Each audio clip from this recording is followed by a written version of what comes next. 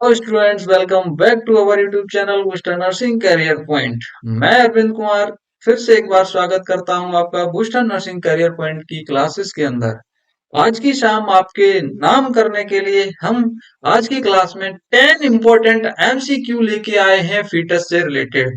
ये 10 important MCQ आपको आने वाले एग्जाम में बहुत ही महत्वपूर्ण साबित होने वाले हैं। तो चलिए बिना किसी देरी के हम स्टार्ट करेंगे एमसीक्यू। उससे पहले हम बहुत सारी शुभकामनाएं देना चाहेंगे उन सभी छात्र छात्राओं के लिए जिन्होंने अभी एनएचएम एग्जाम और केजीएमयू एग्जाम में अपना जलवा दिखाया है। उन सभी पुस्टेरियन को मैनी मैनी कॉन्ग्रेचुलेशंस। आप ऐसे ही आगे बढ़ते रहिएगा, अपनी मंजिल पर पहुंचते रहिएगा। और ऐसे कुछ छात्र छात्राएं जो अभी कुछ नंबर से इन एग्जाम्स में रह गए हैं, उनके लिए मैं बोलना चाहूंगा कि आपको रुकना नहीं है, थकना नहीं है जब तक आपको आपकी मंजिल नहीं मिल जाती। आप पढ़ते रहिएगा, रेगुलरिटी अपनी बनाए रखिएगा लाइब्रेरी के अंदर अपने रूम पर, जिससे आप अपनी मंजिल को जल्दी से प्राप्त कर सकें। तो चलिए हम स्टार्ट करते हैं आज की एमसीक्यू क्लास। इसके अंदर हम लेके आए हैं 10 एमसीक्यू, जिसके अंदर पहला एमसीक्यू है, जिसके अंदर आपको फर्स्ट एमसीक्यू सीन हो रहा है कि the formation of primordial follicles in human fetus is completed by. जो फॉलिकल्स होते हैं ह्यूमन फीटस के अंदर, बोले तो ह्यूमन फीमेल फीटस होगी उसके अंदर ये देखने को मिलेंगे। ह्यूमन फीमेल फीटस, ऐसे ह्यूमन फीमेल फीटस जिसके अंदर नंबर ऑफ फॉलिकल्स की बात की जा रही है। तो फॉलिकल्स जो प्रीमोडियल फॉलिकल्स होते हैं, कहाँ पर ये फॉर्मेशन होते हैं, तो इनको याद रखना है आपको। फॉर्मेशन होगा, फॉर्मेशन इन ओवरी। कहाँ पर फॉर्मेशन होता है? ओवरी के अंदर फॉर्मेशन होता है। फॉर्मेशन कंप्लीट कब हो जाता है? तो कंप्लीट फॉर्मेशन हो जाता है इनका, complete formation at 18 weeks of pregnancy. 18 weeks की प्रेगनेंसी पर इनका कंप्लीट फॉर्मेशन हो जाता है। जब फीमेल फीटस 18 वीक्स की होती है उस टाइम पर इनका कंप्लीट फॉर्मेशन हो जाता है।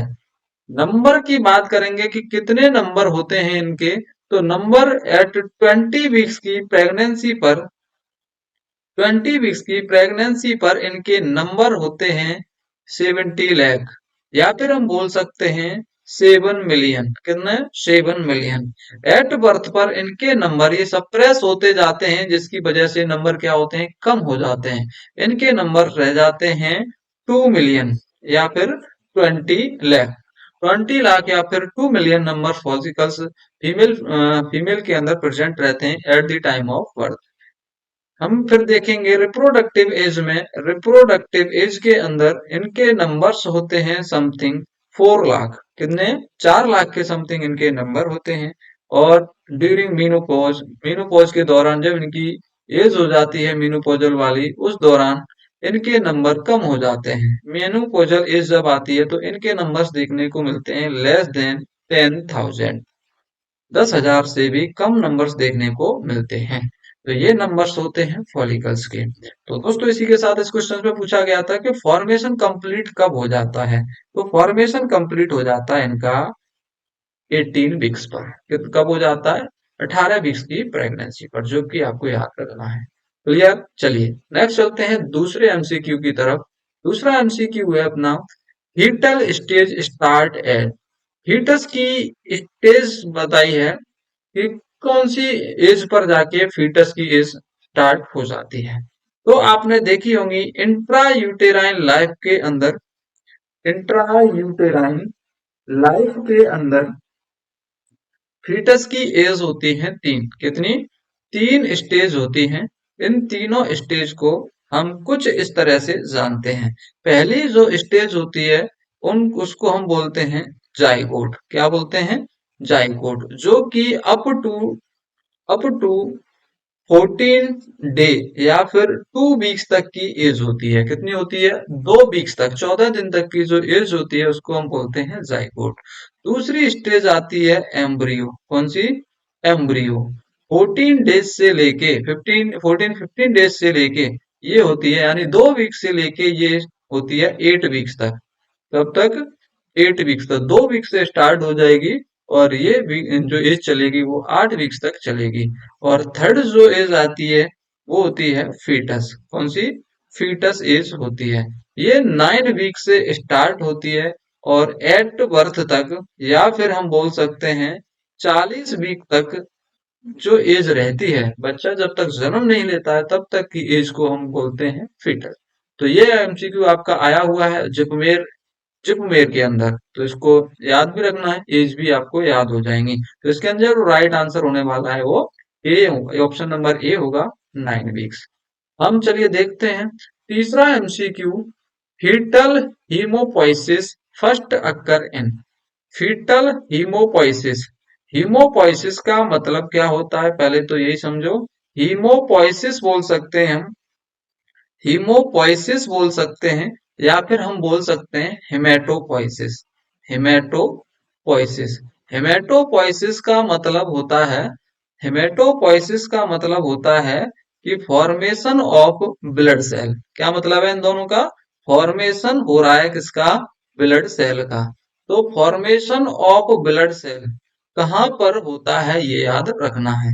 ब्लड की जो सेल्स हैं, आरबीसी, डब्ल्यूबीसी और और प्लेटलेट, इन तीनों का फॉर्मेशन कहाँ हो रहा है ये आपसे पूछा गया है। तो इनका फॉर्मेशन सबसे पहले फर्स्ट स्टार्ट होता है कहाँ पर? यॉर्क सैक के अंदर। फिर ये शिफ्ट हो जाता है दूसरे नंबर पर लिवर में। थर्ड ये चला जाता है बोन मैरो के अंदर। तो सबसे पहले स्टार्ट होगा यॉर्क सैक में, सबसे पहले कहाँ दिखाई देता है? यॉर्क सैक में। दूसरे नंबर पे ये होता है लिवर में। आफ्टर दैट इसका कंप्लीट फॉर्मेशन होता रहता है कंटिन्यूअस होल लाइफ, पूरी जिंदगी भर इनका फॉर्मेशन फिर बोन मैरो से होता रहता है। तो 3 जगह है ऐसी जहां पर ब्लड सेल्स का फॉर्मेशन हो रहा है। सबसे पहली जगह यॉर्क सैक, दूसरी लिवर और तीसरी बोन मैरो, तीसरी बोन मैरो। तो सबसे पहले इसमें पूछा गया कि फर्स्ट कहाँ पर होता है। तो फर्स्ट आपको ध्यान रखना है कहां पर होगा? यॉर्क सैक के अंदर होगा, जो कि आंसर आपका राइट होने वाला है। इसमें दूसरा एमसीक्यू आपसे पूछ सकता है, क्वेश्चंस आपसे कुछ इस तरह से पूछ सकते हैं कि blood which cell of blood form first, form first, सबसे पहले कौन सी ब्लड की सेल बनती है? ब्लड की ऐसी कौन सी सेल है जो सबसे पहले बनना स्टार्ट होती है? आरबीसी, डब्ल्यूबीसी, प्लेटलेट, इन तीनों में से 3 ही ब्लड सेल होती हैं। तो इन तीनों में से बताइए सबसे पहले फॉर्मेशन किसका होता है। तो आपको आंसर करना है कि सबसे पहले जो आरबीसी होती है उसका फॉर्मेशन स्टार्ट हो जाता है कौन से डे से? एट 14th डे, 14वें दिन से ब्लड सेल का फॉर्मेशन स्टार्ट हो जाता है इंट्रायूट्राइन लाइफ के अंदर ही। इन दोनों का फॉर्मेशन होता है at the end of 2 month of pregnancy. Pregnancy के 2 मंथ बाद, 14वें दिन बाद, प्रेगनेंसी के 14वें दिन बाद किसका फॉर्मेशन होगा? आरबीसी का। और डब्ल्यूबीसी एंड प्लेटलेट का फॉर्मेशन होता है 2 मंथ के एंड में, यानी कि जब तीसरा मंथ स्टार्ट होता है तो इनका फॉर्मेशन स्टार्ट हो जाता है। क्लियर दोस्तों? आपको ध्यान रखना है इन सभी एमसीक्यू का। पहला एमसीक्यू इसके अंदर ये था कि कहां पर होता है सबसे पहले फॉर्मेशन, हेमेटोपोइसिस कहाँ स्टार्ट होता है? यॉर्क सैक के अंदर होता है। आपसे पूछा जाए सेकंड कहां पर स्टार्ट होगा? लिवर के अंदर। और थर्ड बोन मैरो के अंदर। After birth whole life bone marrow के अंदर चलता रहता है। फॉर्मेशन ऑफ ब्लड सेल किस नाम से जानते हैं? हीमोपोइसिस या हेमाटोपोइसिस के नाम से जानते हैं।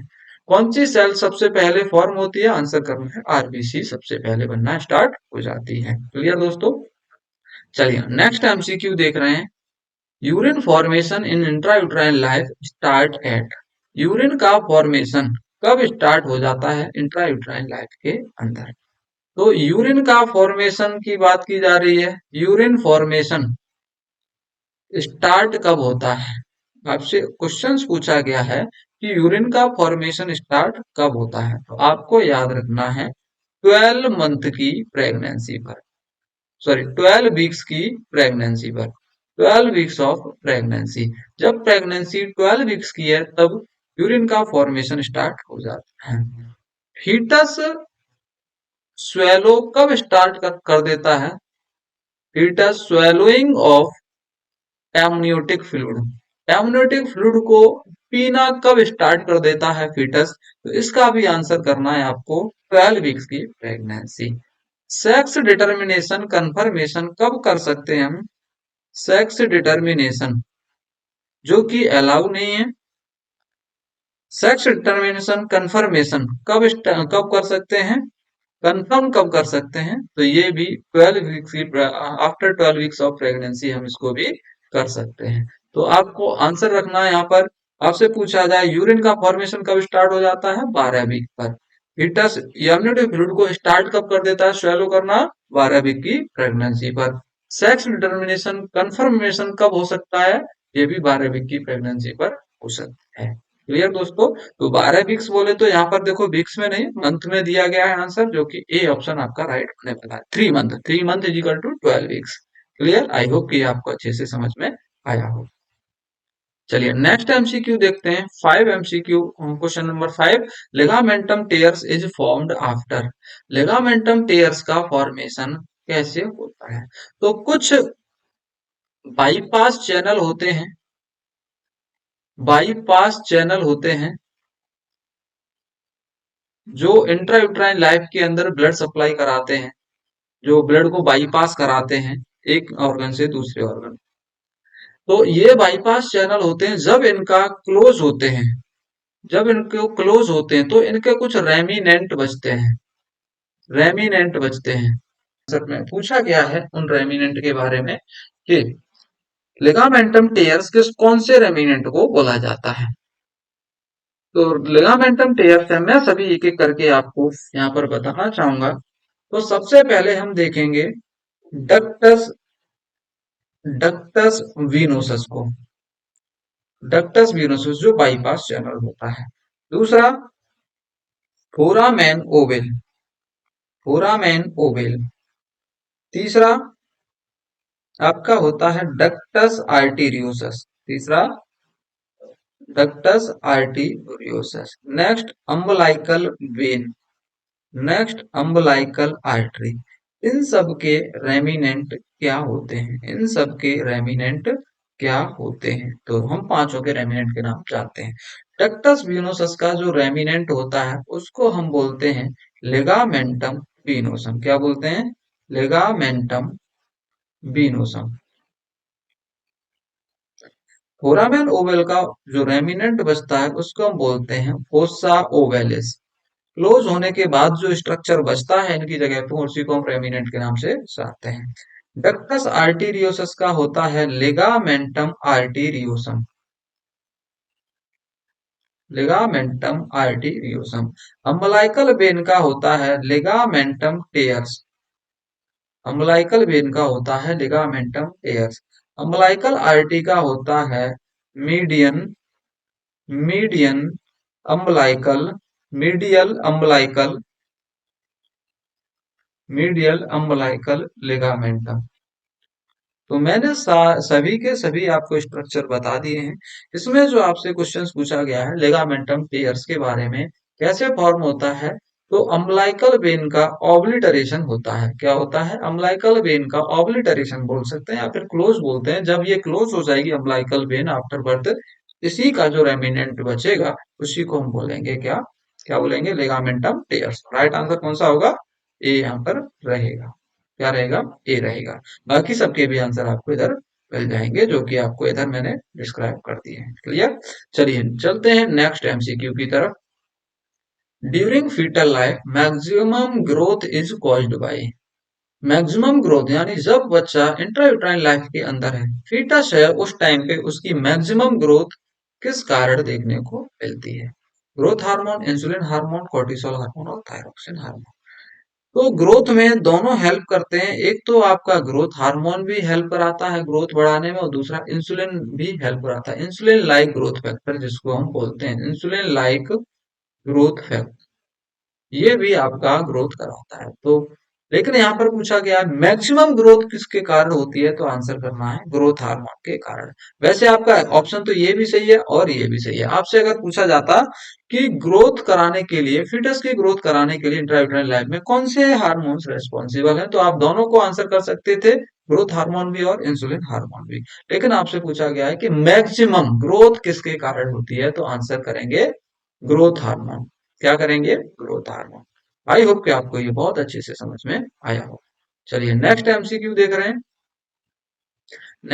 नेक्स्ट एमसीक्यू है, with respect of fetal breathing movement which of the following is not true. जब वो बच्चा मूवमेंट करता है, फीटल ब्रीथिंग करता है, इसमें से उसके दौरान एक ऐसा ऑप्शन है जो कि गलत है, सही नहीं है, उसको आपको चेक करना है। तो जब बच्चा फीटल ब्रीथिंग मूवमेंट करेगा तो पहला ऑप्शन दिया गया मे cause respiratory distress syndrome, RDS की बात कर रहा है कि जब बच्चा फीटल ब्रीथिंग मूवमेंट करेगा तो उसको रेस्पिरेटरी डिस्ट्रेस होने के चांसेस बढ़ जाएंगे। दूसरा है cause aspiration of amniotic fluid, aspiration of amniotic fluid. Third है option increase towards term, term की तरफ इंक्रीज हो रहा है। नेक्स्ट है helping condition of respiratory muscles. बिल्कुल यहाँ पर सारी चीज सही है, ब्रीथिंग से रिलेटेड एक चीज सही नहीं है। आपका एस्पायरेशन ऑफ एमनियोटिक फ्लूइड ये कॉज हो सकता है, बच्चा टर्म की तरफ जा रहा है तब भी ये आपको ब्रीथिंग मूवमेंट दिखाई देगा, और हेल्पिंग कंडीशन रेस्पिरेटरी मसल जब काम करने लगेंगी, रेस्पिरेटरी मसल जब काम करने लगेंगी तब भी आपको ब्रीथिंग मूवमेंट दिखाई देगा। तो तीन चीज में ब्रीथिंग मूवमेंट आपका सीन होगा। एक इसमें ऑप्शन है आरडीएस, रेस्पिरेटरी डिस्ट्रेस सिंड्रोम में फीटस का ब्रीथिंग मूवमेंट एब्सेंट होता है, उसमें ब्रीथिंग मूवमेंट बहुत कम दिखाई देगा या फिर एब्सेंट दिखाई देगा, जो कि राइट आंसर होने वाला है आपके क्वेश्चन नंबर 7 का। May cause respiratory distress syndrome, जिसको हम दूसरे नाम से भी जानते हैं hyaline membrane disease, hyaline membrane disease, hyaline membrane disease के नाम से भी जानते हैं आरडीएस को। क्लियर दोस्तों, आई होप सो कि आपको यह क्लियर हुआ होगा। नेक्स्ट देखिए question number 8, intrauterine death most likely result in, जो इंट्रायूट्राइन डेथ होती है वो किसकी वजह से, जो ऑप्शन दिए गए हैं चार में से किसकी वजह से होती है। हाइपोफाइब्रिनोजेनिमिया, यहाँ पर मतलब दिया गया है decrease level of fibrinogen, fibrinogen जो कि एक क्लॉटिंग फैक्टर होता है, क्लॉटिंग फैक्टर नंबर पहला ही होता है ये, क्लॉटिंग फैक्टर नंबर फर्स्ट जिसका नाम होता है फाइब्रिनोजन, उसका लेवल कम हो गया है। दूसरा सर्वाइकल टीयर या स्टेरिलिटी या फिर ऑल ऑफ। तो दोस्तों सर्वाइकल टीयर की वजह से इंट्रायूट्राइन डेथ नहीं होती है। स्टेरिलिटी में तो अभी फीमेल जो है वो प्रेग्नेंट ही नहीं हो सकती, स्टेरिलिटी है तो इसके अंदर तो इंट्रायूट्राइन डेथ का कोई चांसेस ही नहीं है। इसके अंदर जो पहला ऑप्शन है हाइपोफाइब्रिनोजेनिमिया, अगर फीमेल के अंदर क्या दिखाई दे रहा है आपको, फाइब्रिन का लेवल कम दिखाई दे रहा है, किसका लेवल, फाइब्रिन का लेवल कम दिखाई दे रहा है, तो ऐसी कंडीशन में क्लॉटिंग फैक्टर एब्सेंट होगा ये, और बच्चे के अंदर क्लॉट का फॉर्मेशन अच्छे से नहीं हो पाएगा, जिसकी वजह से ब्लीडिंग देखने को मिल सकती है, जिसकी वजह से क्या देखने को मिलेगी, ब्लीडिंग देखने को मिलेगी, और इस ब्लीडिंग के कारण बच्चे की क्या हो सकती है, डेथ हो सकती है, क्या हो सकती है, डेथ। इसलिए इसका राइट आंसर कौन सा है यहाँ पर, हाइप्रो हाइपोफाइब्रिनोजेनिमिया। नेक्स्ट देखते हैं question number 9, all of the following are sign of intra uterine fetal death except, क्योंकि केरला 2008 में पूछा गया है ये क्वेश्चन कि इंट्रा यूटेराइन फीटल डेथ के कौन से साइन है, इसमें एक्सेप्ट करके दिया गया है, तो एक साइन नहीं है, Spalding sign, Hegar sign, Robert sign या फिर हेलो साइन, कौन सा साइन नहीं है, तो आपको आंसर करना है हैगर साइन नहीं होता है, कौन सा साइन नहीं होता है, हैगर साइन नहीं होता है, एक्सेप्ट में दिया गया हैगर साइन नहीं है। हैगर साइन का मतलब होता है softening of softening of lower segment of uterus, lower segment of uterus, uterus के लोअर सेगमेंट का सॉफ्ट होना हैगर साइन कहलाता है। ये डेथ से रिलेटेड इसका कुछ भी नहीं है। स्पाल्डिंग साइन क्या होता है, तो स्पाल्डिंग साइन के अंदर आपको ध्यान रखना है कि स्पाल्डिंग साइन जो होता है उसके अंदर गैसियस फॉर्मेशन हो जाता है, gaseous formation in fetal heart, fetus के हर्ट में, एंड उसके ग्रेट ब्लड वेसल्स में। ग्रेट ब्लड वेसल्स जो, ग्रेट ब्लड वेसल्स किसको बोलते हैं, जो अम्बिलिकल आर्टरी और आउट होता है उसको बोलते हैं। उसके अंदर गैसेस का फॉर्मेशन होने लगता है, उसको बोलते हैं स्पाल्डिंग साइन। क्या बोलते हैं इसको, स्पाल्डिंग साइन। अगर बच्चे की डेथ इंट्रायूटेराइन लाइफ में हो गई है तो उस कंडीशन में ये साइन प्रेजेंट होगा। रोबर्ट साइन ये भी इंट्रायूटेराइन डेथ का एक स्पेसिफिक साइन है। इसके अंदर ओवरलैपिंग हो जाती है, overlapping of skull bone, skull bone एक दूसरे के ऊपर ओवरलैप हो जाती हैं, क्योंकि ब्रेन जो होता है, due to shrinkage of brain, death के कारण जो ब्रेन होता है वो क्या हो जाता है, वो श्रिंक हो जाता है, जिसकी वजह से क्या देखने को मिलता है, बोन्स जो होती हैं वो एक दूसरे के ऊपर ओवरलैप आती हैं। हेलो साइन भी एक स्पेसिफिक साइन है आपका इंट्रायूटेराइन डेथ का। किसका, इंट्रायूटेराइन डेथ का। हेलो साइन आपको चेस्ट के अंदर भी दिखाई देता है। हेलो साइन आपको ब्रेन के अंदर जब ट्रॉमा होता है उस कंडीशन में नोज और ईयर से ब्लीडिंग होती है, उस टाइम पे भी हेलो साइन पॉजिटिव रहता है। तो ये हेलो साइन कई जगह पे आपको देखने को मिलेगा। हेलो साइन आपका ट्रॉमा वाली कंडीशन, जब हेड ट्रॉमा होता है उस टाइम पे नोज ब्लीडिंग और ईयर से ब्लड आता है, उस टाइम पे भी प्रेजेंट होगा, क्योंकि वहां जो सीएसएफ लीकेज होगा तो उस सीएसएफ को हम एक टिश्यू पेपर पर लेके देखते हैं, तो उस टिश्यू पेपर पर जो ये साइन, जो ब्लड है, उस ब्लड के चारों तरफ येलो कलर की अगर रिंग का फॉर्मेशन हो रहा है तो हम उसको बोलते हैं हेलो साइन प्रेजेंट है। चेस्ट के अंदर अगर निमोनिया है, उसका क्रिप्टोजेनिक निमोनिया के अंदर ये दिखाई देगा। क्रिप्टोजेनिक निमोनिया में क्या होता है, कैविटी का फॉर्मेशन हो जाता है और वहां पर सीटी स्कैन में हमको ये साइन की तरह दिखाई देगा, उसको हम बोलते हैं हेलो साइन। और ऐसे ही इंट्रायूटेराइन फीटल डेथ के अंदर भी प्रेजेंट होता है, तो कई जगह पर प्रेजेंट है। नेक्स्ट देखिएगा, इसका आंसर आपको शायद मिल गया होगा। राइट आंसर कौन सा है इसका, बी था, हेगर साइन, जो कि इंट्रायूटेराइन फीटल डेथ का स्पेसिफिक साइन नहीं है।